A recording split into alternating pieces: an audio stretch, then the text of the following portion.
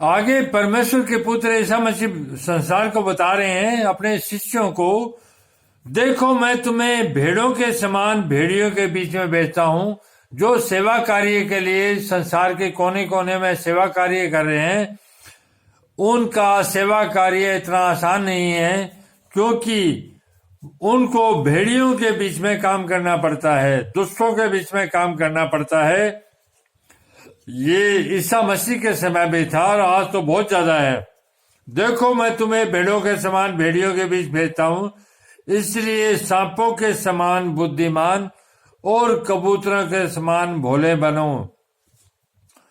परंतु लोगों से सावधान रहो, क्योंकि वे तुम्हें महासभाओं में सौंपेंगे। उस समय भी उनको दंडित किया जाता था। आज तो बहुत ज्यादा नबियों को और जो परमेश्वर के वचनों पर सेवा कार्य कर रहे हैं, उनकी तो जान को बहुत ज्यादा खतरा है। महासभाओं को सौंपेंगे और अपनी पंचायतों में तुम्हें कोड़े मारेंगे। तुम मेरे लिए हाकिमों और राजाओं के सामने उन पर और अन्य जातियों पर गवाह होने के लिए पहुंचाए जाओगे।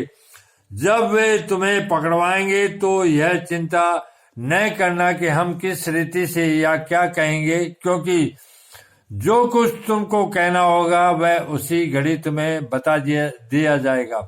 तुम्हें बचाव के लिए कुछ सोचने के लिए जरूरत नहीं है, क्योंकि तुम्हें अपने बचाव के लिए उसी समय परमेश्वर अपने वचनों द्वारा बता देगा।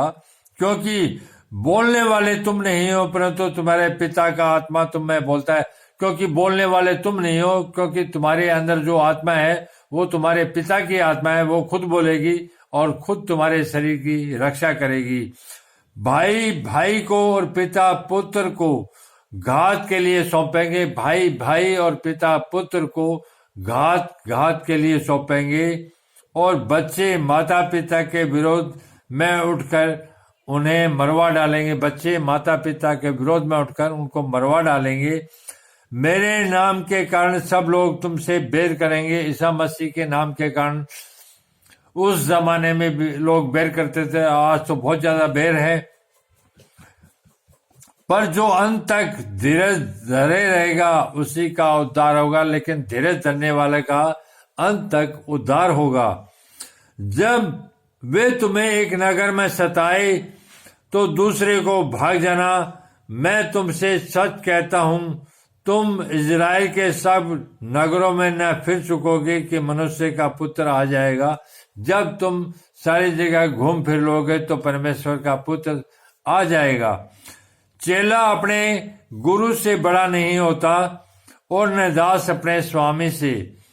चेला अपने गुरु से बड़ा नहीं होता और दास जो होता है वो अपने स्वामी से बड़ा नहीं होता। चेले का गुरु के और दास का स्वामी के बराबर होना बहुत है। जब उन्होंने घर के स्वामी को शैतान